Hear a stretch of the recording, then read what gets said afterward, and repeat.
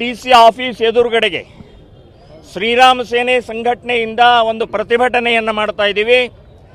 ಕಾಂಗ್ರೆಸ್ ಸರ್ಕಾರ ಕರ್ನಾಟಕದಲ್ಲಿ ಬಂದಾಗಿಂದ ಹಿಡಿದು ಇಲ್ಲಿವರೆಗೆ ಹಿಂದೂಗಳ ಮೇಲೆ ದೌರ್ಜನ್ಯ ಮಾಡ್ತಾ ಇದೆ. ಹಿಂದೂಗಳ ಟಾರ್ಗೆಟ್ ಮಾಡಿ ವ್ಯವಸ್ಥಿತವಾಗಿ ಅವರನ್ನು ಹೆದರಿಸುವಂಥ ಬೆದರಿಸುವಂಥ ಪ್ರಯತ್ನ ಮಾಡ್ತಾ ಇದೆ. 31 ವರ್ಷದ ಹಳೆ ಕೇಸನ್ನು ರಿಓಪನ್ ಮಾಡಿ ಹುಬ್ಬಳ್ಳಿಯಲ್ಲಿ ಶ್ರೀಕಾಂತ್ ಪೂಜಾರಿ ಎನ್ನುವಂಥ ಅಮಾಯಕನನ್ನು ಬಂಧನ ಮಾಡಿದರು. ದತ್ತಪೀಠದಲ್ಲಿ 7 ವರ್ಷದ ಹಿಂದಿನ ಕೇಸನ್ನು ನೋಟಿಸ್ ಕೊಟ್ಟು ಬಂಧನ ಮಾಡುವಂಥ ಪ್ರಯತ್ನವನ್ನು ಮಾಡ್ತಾ ಇದ್ದಾರೆ. ಬೆಳಗಾವಿ ನಗರದಲ್ಲಿ ಮತ್ತು ದೊಡ್ಡಬಳ್ಳಾಪುರದಲ್ಲಿ, ಬೆಂಗಳೂರಿನಲ್ಲಿ, ಮೈಸೂರಿನಲ್ಲಿ ಗೋರಕ್ಷಕರನ್ನು, ಯಾರು ಗೋರಕ್ಷಣೆ ಕಸಾಯಿಖಾನಿಗೆ ಹೋಗ್ತಾ ಇರುವಂಥ ಗೋವನ್ನು ರಕ್ಷಣೆ ಮಾಡಿದಂಥವ್ರ ಮೇಲೆ ಕೇಸ್ ಹಾಕುವಂಥದ್ದನ್ನು ಮಾಡಿದ್ದಾರೆ. ಗಡಿಪಾರು ಮಾಡಿದ್ದಾರೆ.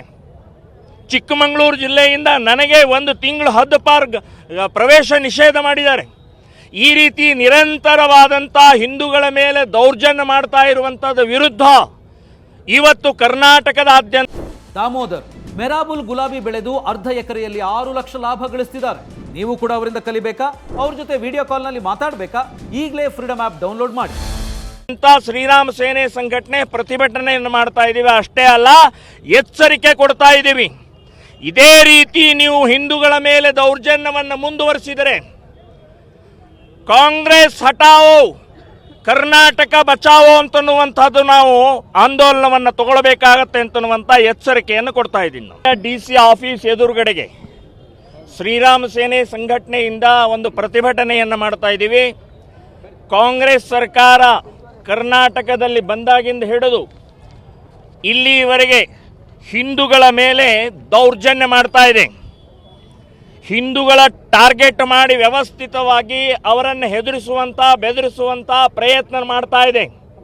31 ವರ್ಷದ ಹಳೆ ಕೇಸನ್ನು ರಿಓಪನ್ ಮಾಡಿ ಹುಬ್ಬಳ್ಳಿಯಲ್ಲಿ ಶ್ರೀಕಾಂತ್ ಪೂಜಾರಿ ಎನ್ನುವಂಥ ಅಮಾಯಕನನ್ನು ಬಂಧನ ಮಾಡಿದರು. ದತ್ತಪೀಠದಲ್ಲಿ 7 ವರ್ಷದ ಹಿಂದಿನ ಕೇಸನ್ನು ನೋಟಿಸ್ ಕೊಟ್ಟು ಬಂಧನ ಮಾಡುವಂಥ ಪ್ರಯತ್ನವನ್ನು ಮಾಡ್ತಾ ಇದ್ದಾರೆ. ಬೆಳಗಾವಿ ನಗರದಲ್ಲಿ ಮತ್ತು ದೊಡ್ಡಬಳ್ಳಾಪುರದಲ್ಲಿ, ಬೆಂಗಳೂರಿನಲ್ಲಿ, ಮೈಸೂರಿನಲ್ಲಿ ಗೋರಕ್ಷಕರನ್ನು, ಯಾರು ಗೋರಕ್ಷಣೆ ಕಸಾಯಿಖಾನಿಗೆ ಹೋಗ್ತಾ ಇರುವಂಥ ಗೋವನ್ನು ರಕ್ಷಣೆ ಮಾಡಿದಂಥವ್ರ ಮೇಲೆ ಕೇಸ್ ಹಾಕುವಂಥದ್ದನ್ನು ಮಾಡಿದ್ದಾರೆ. ಗಡಿಪಾರು ಮಾಡಿದ್ದಾರೆ.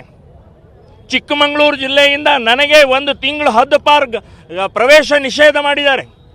ಈ ರೀತಿ ನಿರಂತರವಾದಂಥ ಹಿಂದೂಗಳ ಮೇಲೆ ದೌರ್ಜನ್ಯ ಮಾಡ್ತಾ ಇರುವಂಥದ್ದು ವಿರುದ್ಧ ಇವತ್ತು ಕರ್ನಾಟಕದಾದ್ಯಂತ ಶ್ರೀರಾಮ ಸೇನೆ ಸಂಘಟನೆ ಪ್ರತಿಭಟನೆಯನ್ನು ಮಾಡ್ತಾ ಇದ್ದೀವಿ. ಅಷ್ಟೇ ಅಲ್ಲ, ಎಚ್ಚರಿಕೆ ಕೊಡ್ತಾ ಇದ್ದೀವಿ.